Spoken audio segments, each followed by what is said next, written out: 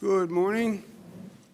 Happy Monday. From my far right, Gareth Rhodes, Chancellor Malatras, Director of Operations Kelly Cummings, Health Commissioner Dr. Zucker. To my left, Secretary to the Governor Melissa DeRosa. To her left, Budget Director Robert Mejica. Today is day 296. But who's counting? I am. Here are the numbers for today. Statewide positivity without microclusters, 5.28. Statewide positivity with microclusters, 5.75. Microclusters, 7.1. 156,000 tests, 109 deaths. I can't tell you the pain it causes to read that number every day for 296 days.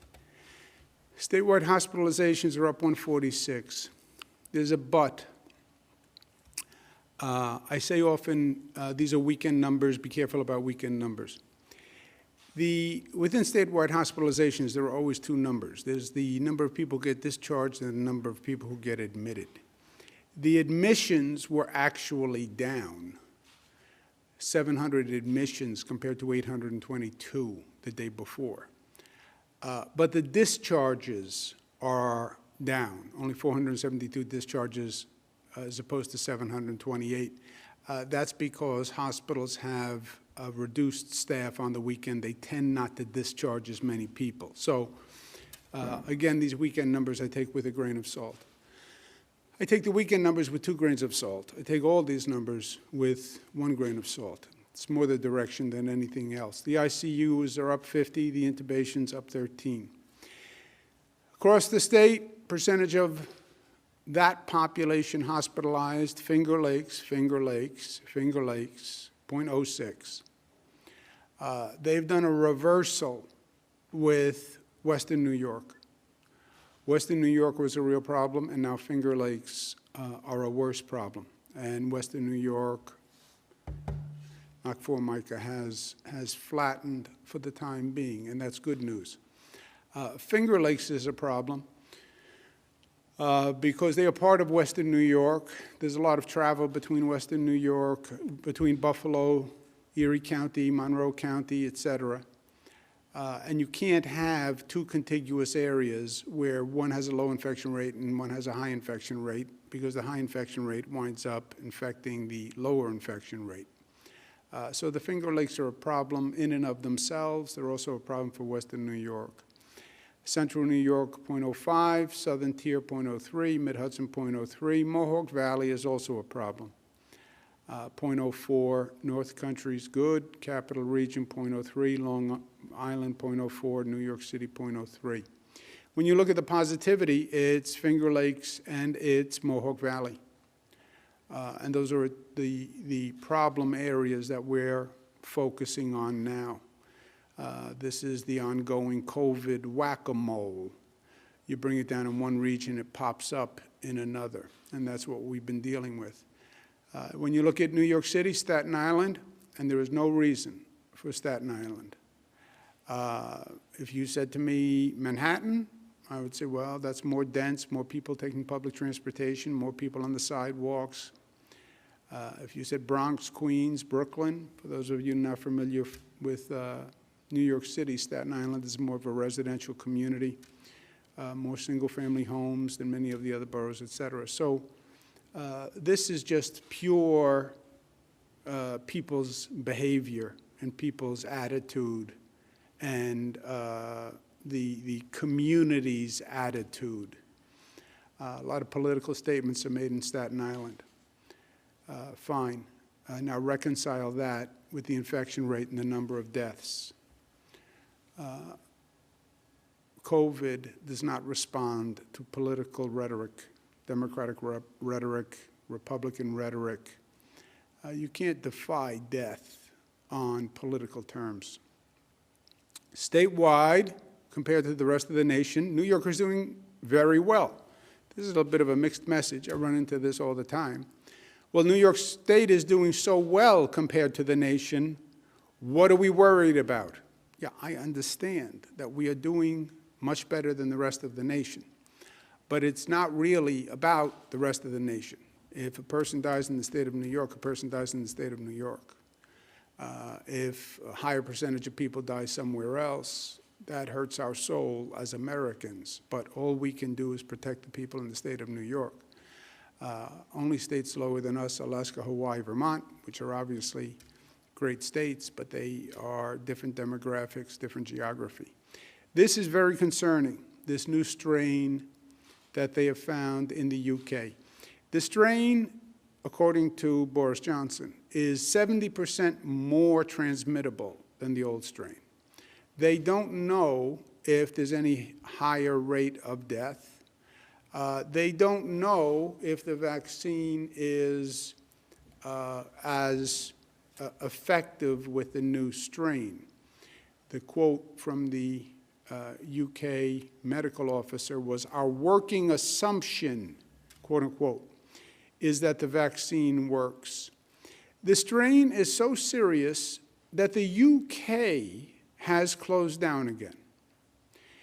If the UK believes the strain is so serious that Boris Johnson, who said the week before, we're not going to cancel Christmas, we're not going to close, did a 180-degree turn and then closed parts of the UK, it's serious, my friends, and we are on notice about it. Why don't we act intelligently for a change? Why don't we mandate testing before people get on the flight or halt the flights from the UK now? Many other countries have done this. This is not a case of first impression. You have many countries that have just restricted flights from the UK.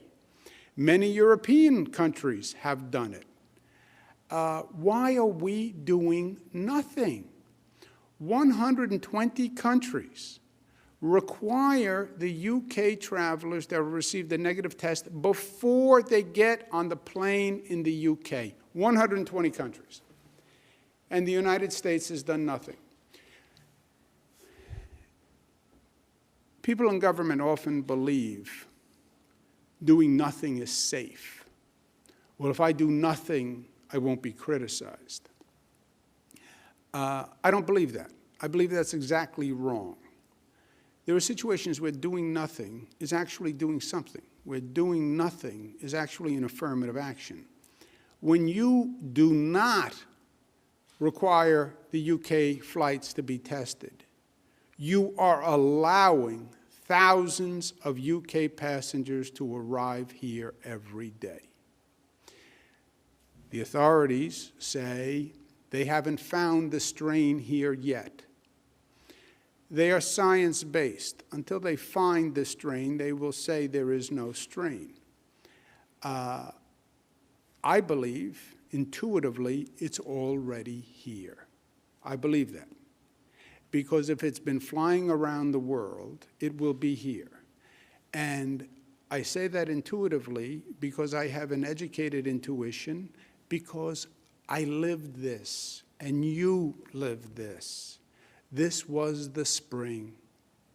This is how we had that New York ambush in the first place. This was, don't worry, the coronavirus is in China. No, it wasn't. The coronavirus got on a plane in China and went to Europe and came here from Europe. And nobody said anything for 2 months in the federal government. And it had been coming for so long that it was then too late. If this is more transmittable than COVID, 70 times more, says Boris Johnson, this is a major problem. And for us to once again be incompetent as a federal government and take no action is just not a viable option for us in New York. We learned this lesson the hard way, and we're not going to go through it again. We have been victimized by federal incompetence and federal negligence. That is a fact. And we're not going to be victimized again. There are 3 airlines that come from the UK and fly into our airports. Our airports are run by the Port Authority of New York, New Jersey. The three airlines are British Airways, Delta, and Virgin Atlantic. They daily are bringing several thousand passengers per day. I am asking those airlines to add New York State to the list of the 120 countries that require tests before the flights leave the UK for New York. 120 countries do it. My request is simple. Please add New York to the list of 120 countries. Well, you're not a country. I know that. But as governor of New York State, I have asked them to do that. We do have a public health emergency in existence in New York State. The British Airways, I have spoken to myself, and they have voluntarily agreed to add New York to the 120 countries that will do pre-boarding testing. And they will start that tomorrow. That's the same type of testing that many of the countries on the 120 list have agreed to. I want to thank British Airways. This was a very rapid decision by them. They were considerate, and I truly appreciate it. Obviously, British Airways could have taken a different path, but they agreed to be cooperative, and they said they will not send flights to JFK unless those people have been tested pre-boarding. So thank you very much. There are two other airlines, Delta and Virgin, and I've requested for them to voluntarily agree. If they do not agree voluntarily, then New York State will pursue other options. But I would not be doing my job as governor of New York if I sat here and let the federal incompetence create another emergency and disaster that cost the lives of New Yorkers. I am only a governor, but I will do anything I can and whatever I can to protect the people of the state of New York. That is my job.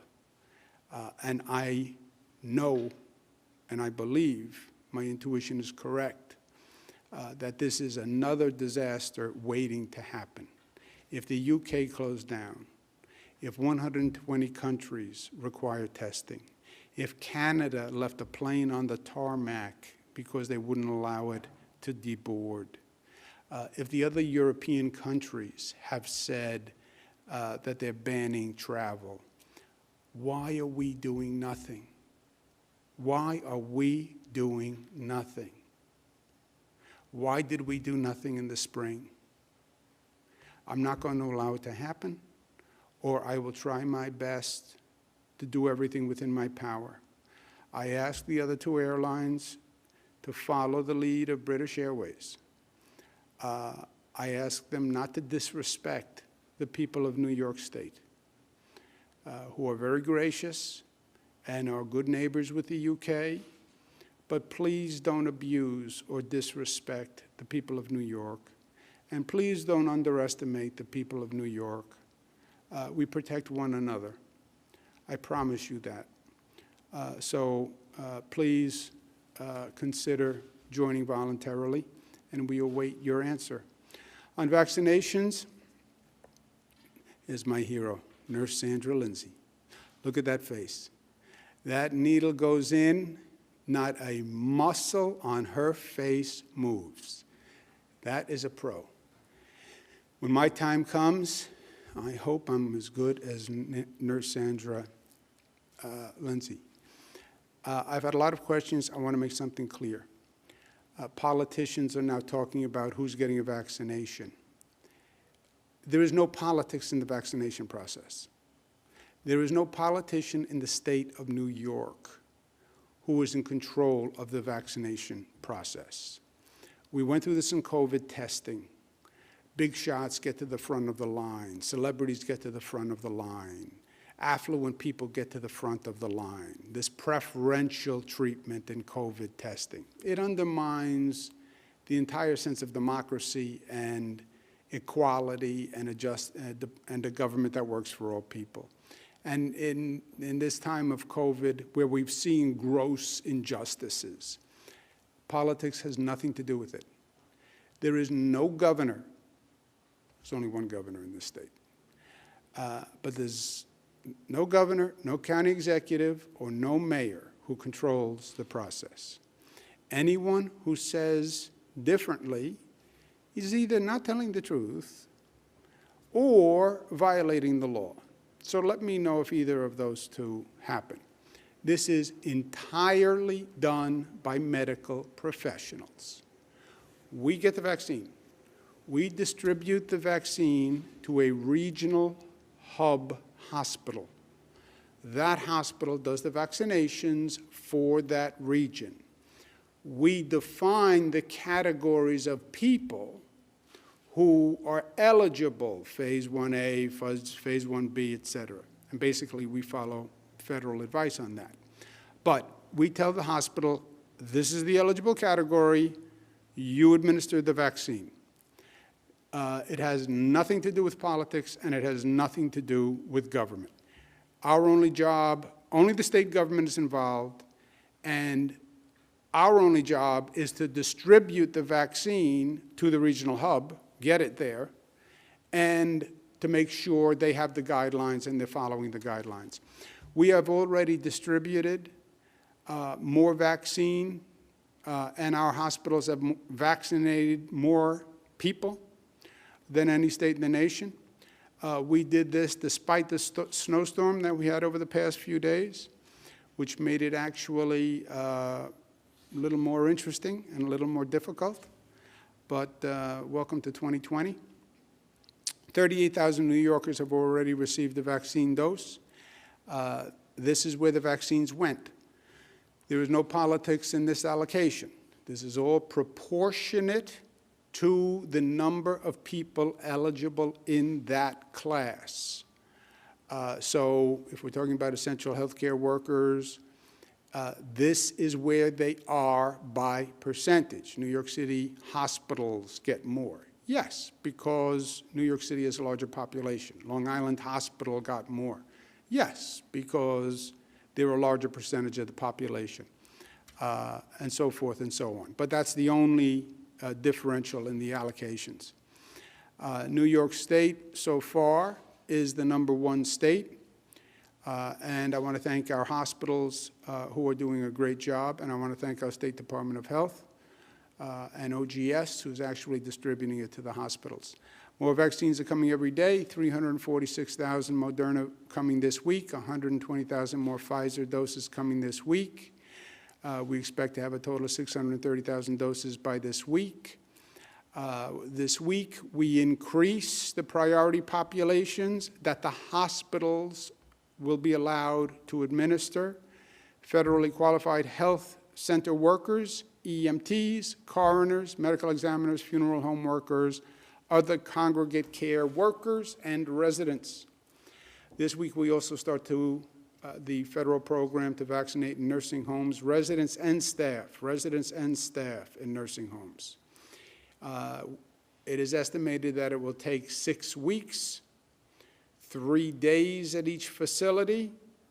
Day 1, everybody receives 1 shot. That should take 2 weeks. Day 2, second shot. Day 3, the remaining staff. So 3 days, they basically break up the residents and staff in 3 groups, and they do it over 3 days. Total program is supposed to be 6 weeks. The pharmacies, we have worked with the pharmacies and the federal government. CVS is going to do 271, Walgreens 253, other pharmacies 94. These are the 618 nursing homes that are enrolled in the program. Again, it is basically proportionate to where the nursing homes are. This morning, we started in the nursing homes, and these are pictures from this morning. There we are in the Bronx, in Rochester, in Queens. Everyone receiving the vaccine. PPE on the nurses and doctors. Key for me in this vaccination program is to make sure the vulnerable communities and underserved communities are not left behind. They were left behind during COVID, highest death rate, highest infection rate, lowest testing rate. Black communities, Latino communities, poor communities. Left to the market's forces, you will see once again Black, Latino, and poor communities left behind. We're doing everything we can to make sure that doesn't happen, and I want this state to be a model for the nation of equitable outreach when it comes to a vaccine. We have a task force that we're putting together. The co-chairs of the task force are Rosanna Rosado, our great Secretary of State, Leticia James, our Attorney General, not pointing a finger at anyone in particular there, just happens to be the picture. Mark Morial, former mayor, who I worked with for many years. He's a great fellow. Pat Wang, President and CEO of Health First. So I want to thank them for their service. This is the full task force, and their job is to come up with an operational logistical plan. How do we get it into Black churches? How do we get it into public housing authorities? How do we get it into community centers? How do we run a public education campaign to the Black community and the Latino community and the poor community saying this is safe? There are very real resistance, a very real resistance to taking this vaccine, especially in the Black community. And there's a history that would give one a right to be skeptical. We need a public education to combat that.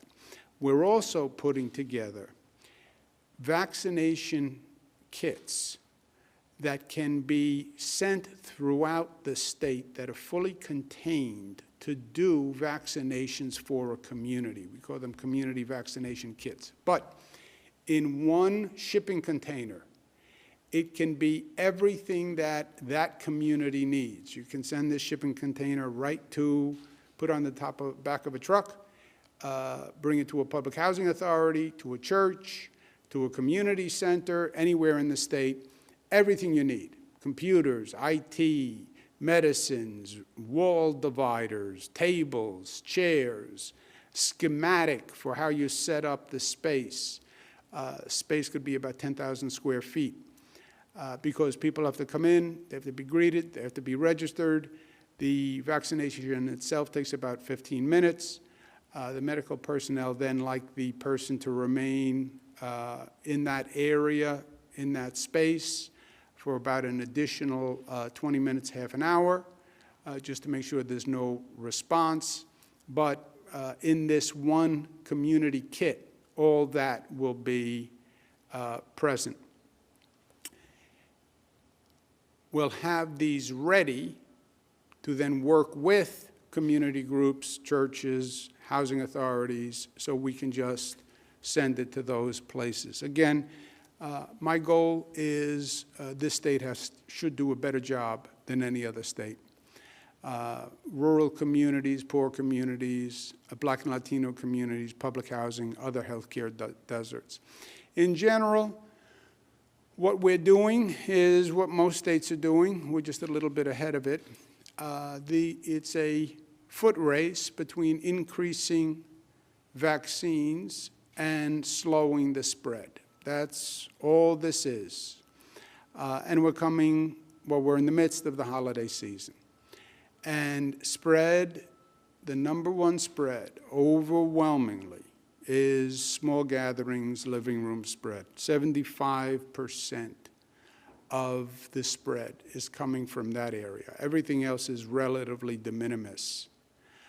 And we're in the heat of the holiday season, right? I said before Thanksgiving, you think about it as Thanksgiving. I don't think about it as Thanksgiving. I think about it as day one of 37 days of holidays, which is a totally different socialization pattern from any other time of the year. And the socialization pattern is what determines the spread of the virus. Thanksgiving was our first test. And what you're seeing from the data is we did not have the spike that other places had. And interesting, it looks like there were more gatherings, more air travel in other parts of the country, and where there was more air travel and more gatherings, there was more of a spike in terms of Thanksgiving cases, which suggests all the admonitions about celebrate, but celebrate safely. If you don't have to travel, don't travel, actually had an effect here in New York, New Jersey, Connecticut.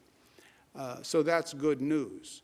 And the question is then, what happens as you get close to Christmas? Christmas is a longer holiday season, right? Thanksgiving, a day, 2 days. Christmas, Kwanzaa, Hanukkah season, New Year's Eve season, this is a long stretch. But if we stay smart, a spike is not inevitable. We get through the holiday season, then it's just a sprint, us versus the vaccine. We just have to make sure we don't have a spike coming out of the holiday season, which could be a problem, especially for our hospital management. But if we stay under control in the holiday season and we don't have a big spike, then mid-January, it's just a foot race, us versus the vaccine. And we're going to get that vaccine out. We're already leading the nation in getting the vaccine out. We're going to get that vaccine out. If I have to drive it all across the state and come up with a temporary license from the Department of Health to administer the vaccination myself, which I'm sure I could probably get. But we have to get through the holiday season. I also want to say again to people where everything is so political in this state, everything is so political in this country, everything is so polarized. Biden and Trump agree. They agree. How are you playing politics with COVID when even Biden and Trump aren't playing politics with COVID? And by the way, Biden and Trump haven't agreed on anything. This is the one thing they agree on. So stop the politics and actually save lives. Save lives. You see those high infection rates, high positivity rates, high hospitalization rates? You know what they translate into? High death rates. And that is going to be inarguable. There's going to be a time when people turn around and say, why did 57 people die? And why did we have more people die than anywhere else? You don't want to have to answer that question. And the answer can't be because we played politics. So, healthy holiday, and I'm going to have a great one. Santa's going to be very good to me, I can tell. I worked hard this year, social distance, wear a mask. Be smart, be smart. Washington made a deal on a financial package. It provides some emergency relief. I spoke to Leader Pelosi about it a number of times. I spoke to Senator Schumer about it a number of times. I know they were working very hard on it. I know Senator Schumer was working very hard to get the best he could for New York. They were in an impossible situation because you have Senator McConnell, who still takes the position that we should bankrupt the states and wouldn't do state and local assistance. This is not partisan. Senator McConnell happens to be a Republican. I'm chairman of the National Governors Association. More Republican governors than Democratic governors in this country. The National Governors Association sent a letter to Congress asking for $500 billion in state and local assistance. Do you know what we got in this bill? Zero. Nada, niente. Zero. More Republican governors than Democratic governors asked for $500 billion, got zero. Bankrupt the states. The states are the country. If you bankrupt the states, you bankrupt the country. It makes absolutely no sense. And what they did provided no funding for New York State, New York City, Buffalo, Rochester, the counties. We have a $15 billion deficit caused by COVID, caused by the federal government, caused by their incompetence, caused by their negligence, caused by the COVID spring ambush. I can't make up a $15 billion deficit. That means we will lay off people, and that means we will lay off people who we need to do the vaccines. Lay off National Guard expenses, lay off police, lay off fire people, lay off hospital people. In the middle of a pandemic, that's what you want me to do? Dramatic tax increases. When an economy is faltering, when the New York economy is faltering, it makes no sense. What they did to the Democrats is they gave them a Sophie's choice. Which life do you want to save? We don't choose in this country between who lives and who dies. Everybody should live. We should be fair to everyone. When you don't fund states and cities, that means cities lay off police officers, and they lay off firemen, firefighters, and they lay off teachers. That's what happens. You hurt people. When you don't fund the state, it means I can't help people with rent relief and mortgage relief. I can't fund schools. You hurt people. This emergency, short-term, whatever you want to call it, it was a Sophie's choice. Well, do you want to help some people while other people struggle and are in pain? Or help no one? It was a impossible, unfair, un-American choice. I just hope Joe Biden gets in quickly and sanity restores to the nation. Another point, a little different, but this was a personal effort for me for many, many years, starting back when I was Attorney General. I worked on this issue. And my DEC and Basil Sagos and the whole team here. There was a plume, a pollution plume left by Grumman of toxic chemicals that was in the aquifer on Long Island. And this plume of toxic chemicals was in the aquifer, and that's the aquifer where people get their drinking water. And it was left from the manufacturing era by Grumman. And the plume was just continuing to grow with the aquifer and move through more and more communities. This was the plume in 1997. This was the plume in 2017. You can see it just growing, and it was heading south towards the ocean.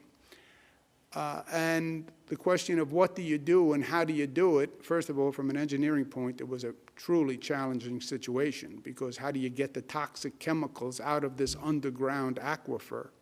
But on the other hand, if you do nothing, people's wells and drinking water are going to be poisoned. We fought it for 10 years. Northrop Grumman will pay $100 million to do an aquifer protection cleanup project, which is a very elaborate engineering device, but it's highly effective. It's the largest NRD settlement in the state history. It was a long fight, but it will protect the drinking water for the people on Long Island. And it was a really good thing and a big win. Last point, we had a request for a waiver of quarantine. We normally do not do waivers of quarantine. It's unfortunate that we're in this situation, but people from other states that have a higher infection rate, what we're dealing with the UK now, as I said, no state is an island, so you have to protect yourself, and that's what the quarantine rules did. But we have an unusual request, but DOH has been considering it for the past few days, and they have actually granted the request Santa Claus asked for an exception for the 14-day quarantine requirement because it would be impracticable for him to be in this state and then quarantine and still get all his gifts delivered on time. DOH was flexible. They have granted the quarantine waiver, but Santa is required to wear a mask this year. I think you will still be able to recognize him, even though he'll be wearing a mask, because he does have a fairly distinct outfit that he wears, plus his body style is fairly distinct. So I don't think there'll be any issue in identifying Santa this year. He'll be able to do his job, but do it safely because he'll be wearing a mask. So thank you, Dr. Zucker, for, I think that was a creative outcome to that waiver request. Questions? Thank you, Governor. If you'd like to ask a question, please use the raise hand function at the bottom of your window. We'll take a moment to compile the Q&A roster.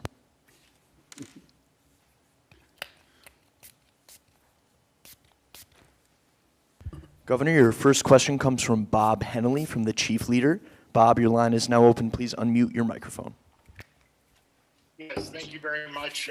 Thank you very much, Governor, for these calls. And I just wanted to ask you, could you explain why New York State continues to rebate back to Wall Street the proceeds of the stock transfer tax first enacted in 1905 until 1981, when the state decided to rebate it back for decades? Since, according to sources in the Assembly, it's generated in the last 10 years $138 billion, even as the state closed hospitals and communities of color. How can New York ask sister states to bail us out that may be poorer if we take the money from the federal government in the front door? We're shoveling out this hidden subsidy to Wall Street out the back. Yeah, I don't know the specifics on that tax. Maybe Rob does. Do you know? Yeah. So the stock transfer tax is a misnomer. It's not really a tax. It was eliminated decades ago, and all it is a paper transaction where no one ever actually pays the tax. It shows up as a negative on people's filings. Moreover, there's been discussions in New Jersey regarding a stock transfer tax, and I think they've moved off of any of those discussions as the stock exchange talked about moving into other states where you can have these transactions without being taxed. But there is no tax in New York on stock transfer tax, hasn't been around in decades, and there's nothing on the books, and there is zero tax that has been collected for decades. Next question, operator. By the way, New York State Clean Governor, is your still next available. question comes from Peter Haskell, WCBS Radio. Peter, your line is now open. Please unmute your microphone. Hey, Governor, you've talked about the flights from Great Britain. In the past, you've mentioned the fact that the test is just a snapshot. Is a negative test good enough, or should we just shut it down completely? Well, good question. Peter, I think the United States should do what other countries have done, which is halt the travel. Other countries have halted travel because, Peter, they don't know what they are talking about. Well, that's an offensive statement. No, it's not an offensive statement. They will say they don't know. They will say they don't know. I was on the phone with top experts all weekend. We don't know if it's more deadly. We don't know how much more easily it's transmitted. We don't know if the vaccine is effective. Our working assumption is that the vaccine is effective. This is back in the spring. Remember in the spring, Peter, they all changed their tune 10 different times. The only way it's spread is if a person sneezes or coughs. Oh no, that's not right. There's also asymptomatic spread. You don't have to have any symptoms and you can spread it. You have to be very careful about surfaces. Don't touch surfaces because it can be spread from surfaces. We disinfect all the trains and subways. Not so much on surfaces. In the beginning, you don't have to wear a mask. Oh, now everybody has to wear a mask. We saw this movie. UK closes down, other countries ban. Yes, I think the US should halt travel until they know what they're talking about, period. And the way they should have halted travel from Europe in the spring before they allowed the virus to come the first time. This is take two. You know, they talk about a second wave. There has been no second wave. This would be the second wave. This would be a mutated virus coming back, which is what phase second wave was, right? Second wave, 1918 flu pandemic. First wave, virus mutates, and then you have a second wave. This is a mutated virus that they think, according to the UK, transmits much, much faster. Why are you doing nothing? Now, I have no legal authority on international travel. When a plane lands at an airport, only Customs and Border Patrol has that jurisdiction. That's my issue here. I can't halt flights. I call on the US government to do it. However, you're landing on New York soil, and you are landing within the state of New York. And therefore, I do have legal jurisdiction that I can assert. But my preference would be what the other countries did. US should halt travel until we know what we're talking about and we know the facts. Don't make the same mistake you made in the spring. If you can't do that, then negative test required before they get on the flight. Best would be halt. You're right there, Peter. Operator, next question. Governor, you now have Jennifer Lukey from wabc-tv. Jennifer, your line is now open. Please unmute your microphone. Good afternoon, Governor. You have, over the course of the last few days, specifically called out the Finger Lakes region. What do you attribute to the increase we're seeing here? And do you have any further plans to increase restrictions or enforcement? In this phase we're in this set of circumstances we're in with the virus, the overwhelming spread is small gatherings, living room spread, holiday spread, call it what you will. In many ways, it is an adaptation. You know how they talk about mutations of the virus? There are also mutations of people's behavior patterns. When you close bars, close theaters, close restaurants, or limit them significantly, where do people socialize? Where do I go? We are social beings.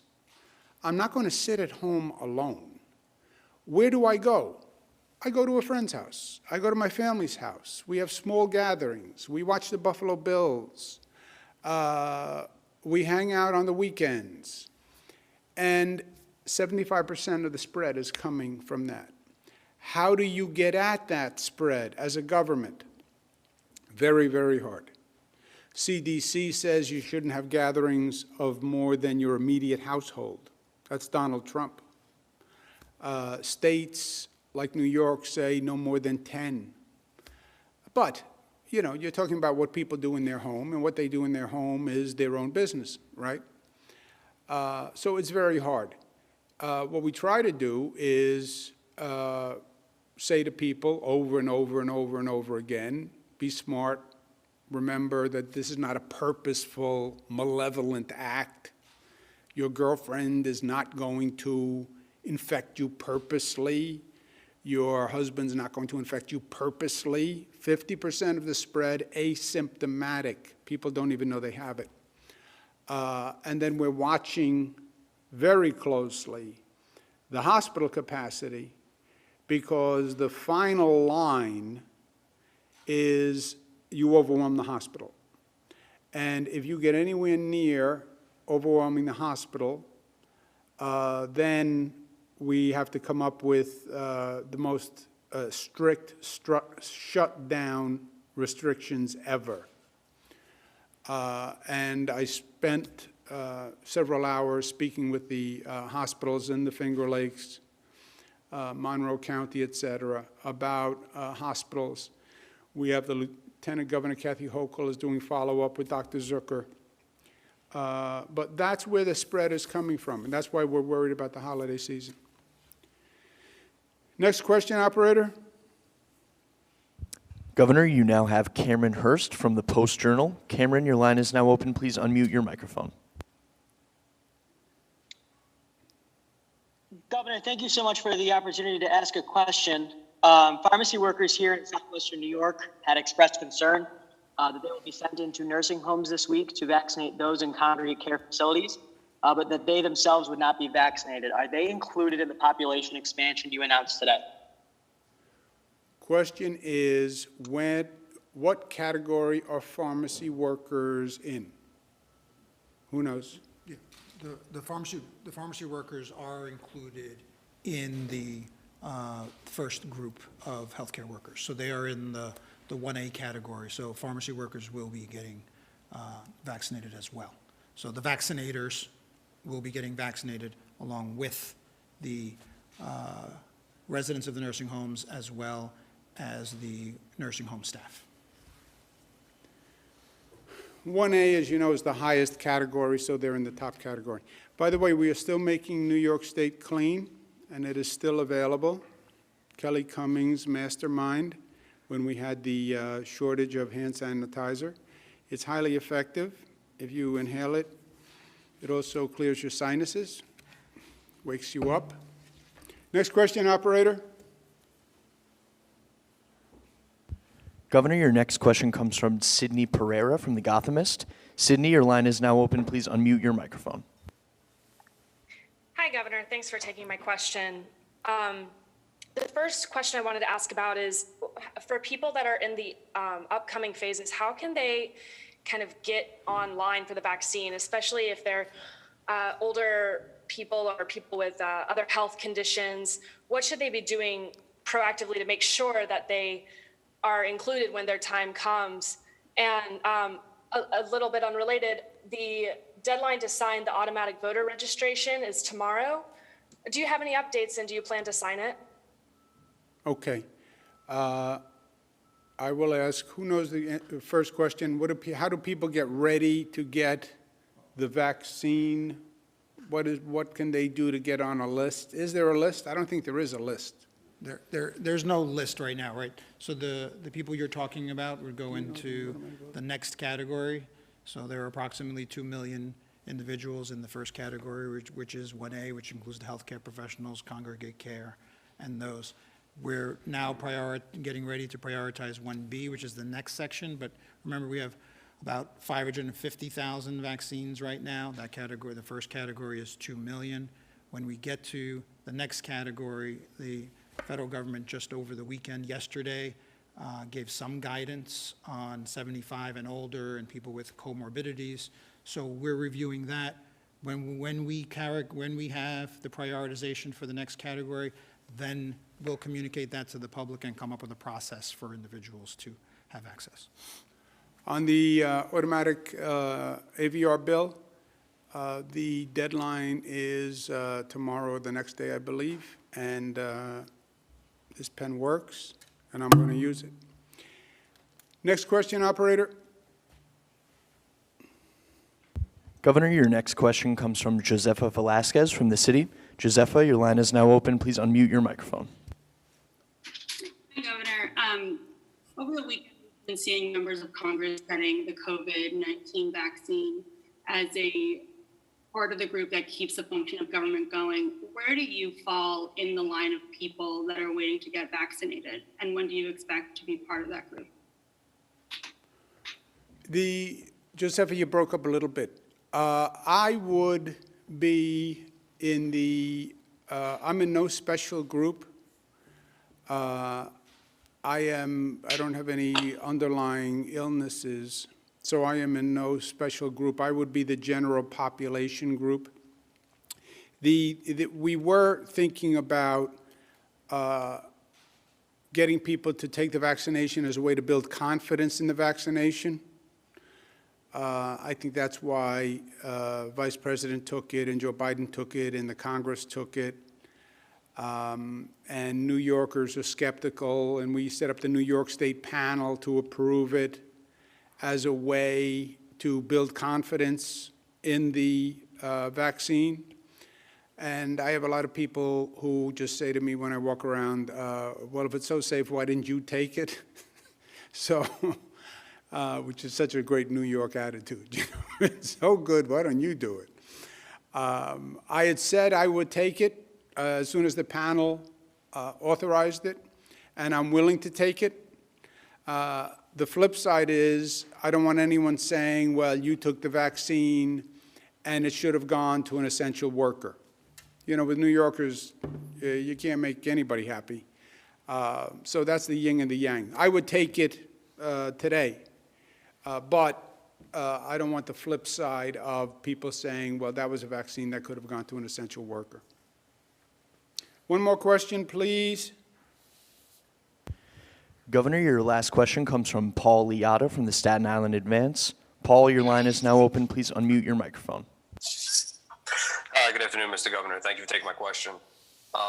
Yesterday, you mentioned a Staten Island politician who, last week, excuse me, regarding the pandemic and not taking it seriously. I just want to see if you could tell me who that was and what evidence there is regarding Staten Island's attitude and is affecting its infection rate. What evidence is there that Staten Island's attitude is affecting the infection rate?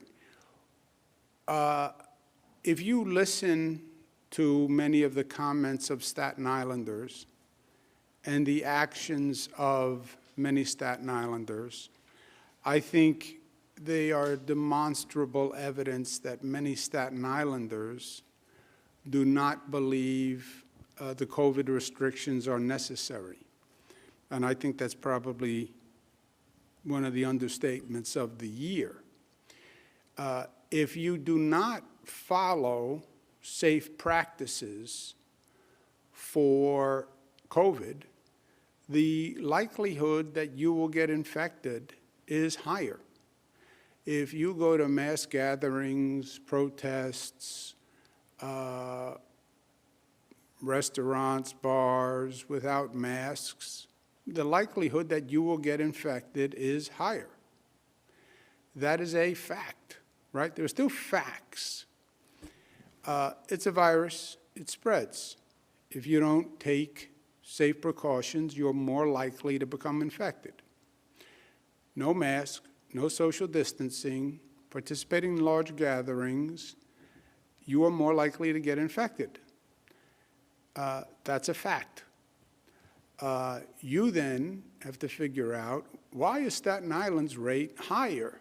Given their demographics, given their geography, why is their rate higher? That's what you have to figure out. And if you haven't heard evidence of a theory on Staten Island that the restrictions are not necessary, then I think you haven't been listening to the people on Staten Island.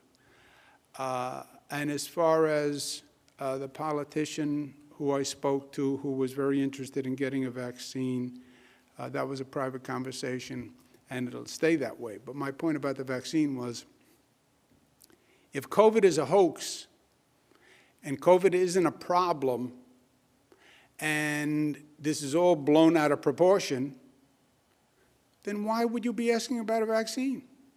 Don't worry about it. Have a good day.